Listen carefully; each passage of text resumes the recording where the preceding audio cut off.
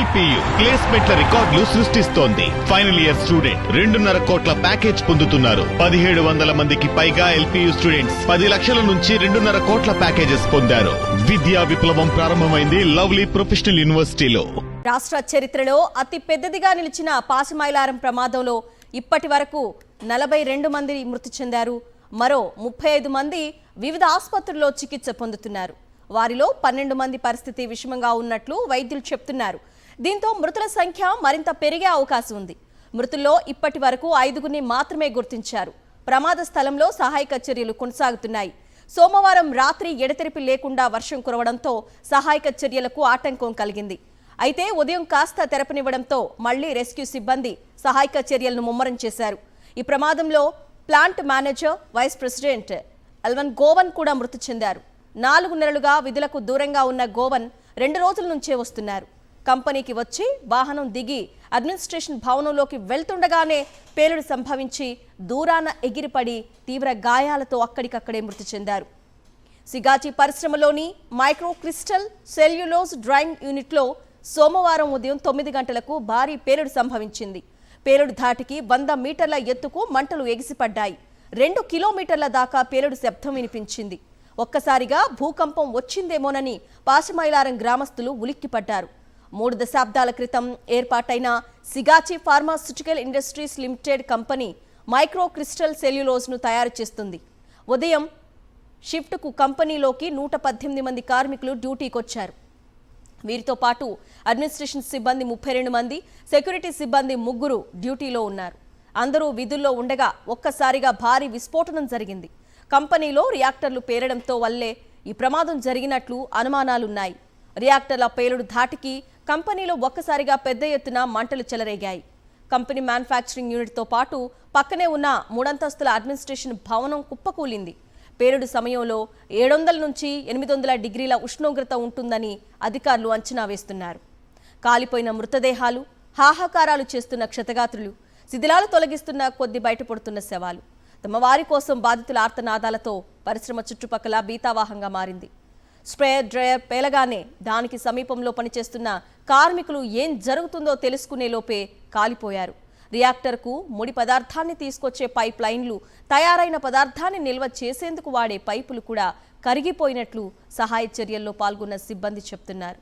శిథిలాలను తొలగిస్తున్న కొద్దీ మృతదేహాలు బయటపడుతున్నాయి. బరువైన పైపులు, సిమెంటు బీమ్లు, ఇనుప గడ్డర్లను క్రేన్లతో తొలగించడానికే చాలా సమయం పడుతుంది. కాలిపోయిన మృతదేహాల నుంచి వస్తున్న వాసన, రసాయనాల దుర్గంధం కలిసి ఆ ప్రాంతంలో ముక్కుపుటాలు అదురుతున్నాయి. మృతదేహాలను గుర్తుపట్టడానికి DNA పరీక్షలే దిక్కని వైద్యులు చెప్తున్నారు. ఇక్కడ చనిపోయిన వారిని వారి వారి కుటుంబ సభ్యుల DNAలతో పోల్చి చూసి గుర్తించాల్సి ఉంటుంది. అప్పటి వరకు మృతదేహాల అప్పగింత సాధ్యం కాకపోవచ్చు. సిగాచి కెమికల్ ఫ్యాక్టరీ పేలుడు ప్రమాదంలో మృతి చెందిన వారిని పటాన్చెరు ఆసుపత్రికి తరలించారు. ప్రస్తుతం పటాన్చెరు మార్చురీ వద్ద మా ప్రతినిధి విష్ణు ఉన్నారు అప్డేట్స్ అందించడానికి. విష్ణు, చెప్పండి, DNA టెస్టులు సాధ్యం అయితేనే మృతదేహాల్ని బంధువులకు అప్పగించగలం అంటున్నారు కదా, ప్రస్తుతం డీటెయిల్స్ ఏంటి? అరుణ, పటాన్చెరు ప్రభుత్వ ఆసుపత్రిలో ఏదైతే మార్చురీలో ఉన్న మృతదేహాలకు సంబంధించిన కుటుంబ సభ్యుల బంధువులు, కుటుంబ సభ్యులందరినీ కూడా ఫోన్ చేసి పిలిపించడం జరిగింది, సమాచారం ఇవ్వడం జరిగింది.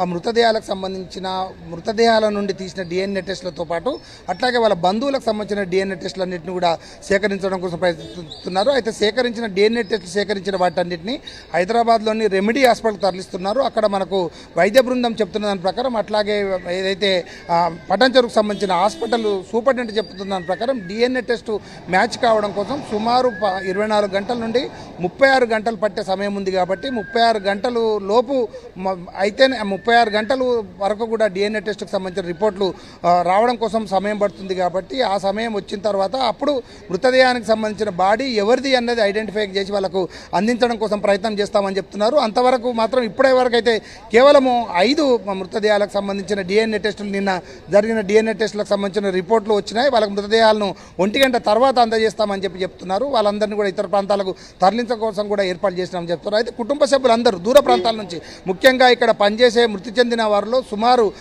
ఏదైతే ఇప్పటివరకు ప్రభుత్వం అధికారికంగా చెప్తున్న 43 మంది మృతదేహాల్లో 30 మందికి పైగా ఇతర రాష్ట్రాలకు సంబంధించిన వాళ్ళే, యూపీ వాళ్ళు కానీ బీహార్ వాళ్ళు కానీ ఉన్నారు. వాళ్ళకి సంబంధించిన కుటుంబ సభ్యులు రావడం, వాళ్ళ కుటుంబ సభ్యుల నుండి ఏదైతే డిఎన్ఏ సేకరించడం కోసం అయితే ప్రయత్నాలు జరుగుతున్నాయి. అయితే మధ్యాహ్నం ఇప్పుడు 11 గంటల నుండే డిఎన్ఏ సేకరించే పనిలో ఉన్నారు. అంటే ఈరోజు 11 గంటలకు డిఎన్ఏ సేకరించారంటే రేపు 11 గంటల నుండి రేపు రాత్రి వరకు డిఎన్ఏ రిపోర్ట్లు వచ్చే అవకాశం కనబడుతుంది. అయితే ఈ రిపోర్ట్లు వచ్చిన తర్వాతనే వాటిని టాలీ చేసి ఎవరికి వారికి అందించడం కోసం ప్రయత్నం చేస్తామని చెప్తున్నారు. అయితే అప్పటి వరకు కూడా బాడీస్ డికంపోజ్ కాకుండా ఉండడం కోసం హైదరాబాద్ చుట్టుపక్కల ఉన్న సంగారెడ్డి, పటాన్ చెరువు, జిన్నారం అట్లాగే ఇతర ప్రాంతాల నుంచి కూడా ఏదైతే బాడీ భద్రపరచడం కోసం వాటిని ఫ్రీజర్స్ తెప్పియడం జరిగింది. మొత్తంగా ఇప్పటికైతే బాడీస్ అన్నింటినీ కూడా డిఎన్ఏ టెస్ట్ల కోసం ప్రయత్నం చేస్తున్నారు. పోస్ట్ మార్టం చేయడం కోసము డిఎన్ఏ టెస్టులు వచ్చిన తర్వాతనే పోస్ట్ మార్టం చేయడం జరుగుతుందని కూడా అధికారులు స్పష్టం చేసిన నేపథ్యంలో కుటుంబ సభ్యులందరినీ కూడా డిఎన్ఏ టెస్ట్ తీసుకొని వాళ్ళందరినీ కూడా వాళ్ళ ఇంటికి పంపించే ప్రయత్నం చేస్తున్నారు. ఎందుకంటే రేపటి వరకు కూడా బాడీస్ పూర్తి స్థాయిలో వాళ్ళ కుటుంబ సభ్యులకు అందే పరిస్థితి ఉండదు అని చెప్పని స్పష్టంగా ఇక్కడ ఉన్న వైద్య శాఖ అధికారులు చెప్తా ఉన్నారు. ఎందుకంటే డిఎన్ఏ టెస్టులు టాలీ అయిన తర్వాత తప్ప ఇవ్వలేము అని చెప్తున్న నేపథ్యంలో బంధువులందరూ కూడా పెద్ద ఎత్తున బోర్న విలపిస్తున్న పరిస్థితి కనబడుతుంది.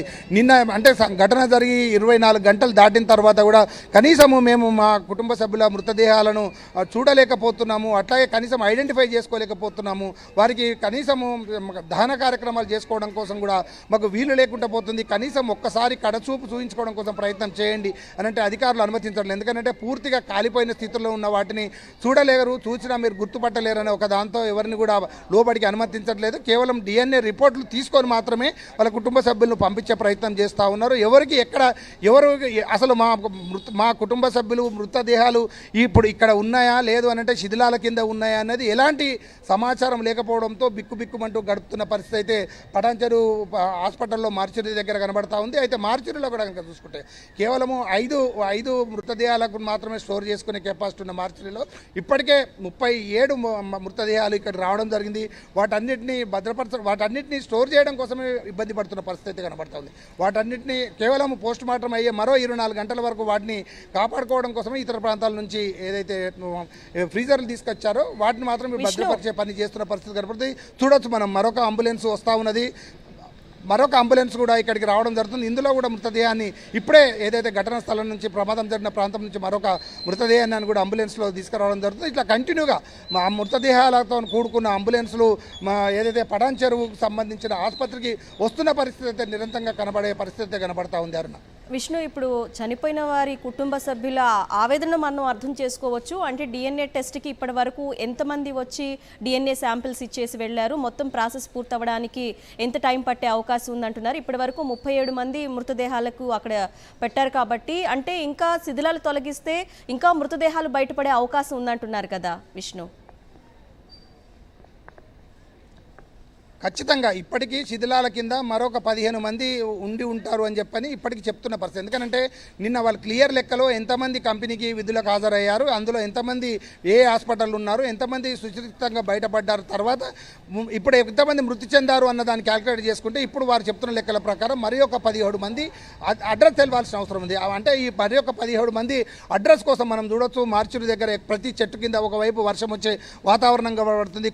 కుప్పలుగా తమ కుటుంబ సభ్యులను ఎక్కడున్నారో చూపించండి అని చెప్పని భారీ ఎత్తున వందల సంఖ్యలో ఇక్కడ మొబిలైజ్ అయిన పరిస్థితి కనబడుతుంది. మిగతా 17 సంబంధించిన మృతదేహాలను కూడా ఒకవేళ వాళ్ళు అదే శిథిలాల కింద కనుకుంటే వాళ్ళ మృతదేహాలను కూడా ఇక్కడికే తీసుకొని వచ్చి చేయడం కోసం ప్రయత్నం చేస్తున్నారు. ఏదైతే పోస్ట్ మార్టంకి సంబంధించి కనుక చూసుకుంటే పోస్ట్ మార్టం డిఎన్ఏ టెస్ట్ ఆధారితంగానే జరుగుతుందని చెప్తారు. చూడొచ్చు మనం ఒక్కొక్కరు చివరి చూపు చూసుకొని వచ్చి బోర్న విలపిస్తూ బయటకు పోతున్న కన్నీరు మున్నీరుగా విలపిస్తూ బయటకు పోతున్న పరిస్థితి కనబడుతుంది. మరికొందరికైతే అసలు వాళ్ళు తమ కుటుంబ సభ్యులు ఎక్కడ ఉన్నారో అడ్రస్ అన్న చెప్పండి, కనీసం మేము ఒకసారి చూసుకుంటామని చెప్తున్న పరిస్థితి కదా. మొత్తానికి ఒక ఉద్రిక్తమైన వాతావరణము, ఒక శోకాతప్తమైన పరిస్థితి అయితే పడంచెరులో ఉన్న ప్రభుత్వ ఆసుపత్రులు అయితే కనబడతా ఉంది. డిఎన్ఏ టెస్టులు వచ్చిన తర్వాత రేపు అంటే ఇప్పుడు ఉన్న వాటన్నిటికి కూడా రేపు అందరికీ కూడా కుటుంబ సభ్యులకు ఇక్కడ మృతి చెందిన వారికి సంబంధించిన కుటుంబ సభ్యులకు మాత్రమే మృతదేహాలను అప్పజెప్పే పరిస్థితి కనబడుతుంది. ఈరోజు కేవలం 5 నుండి 7 మృతదేహాలు మాత్రమే ఈరోజు కుటుంబ సభ్యులకు అప్పజెప్పే పరిస్థితి కనబడుతుంది. మిగతా అన్ని కూడా ఈరోజు డిఎన్ఏ టెస్ట్లకు ప్రస్తుతం అయితే కేవలం 14 మంది మాత్రమే డిఎన్ఏ టెస్ట్ ఇవ్వడం జరిగింది.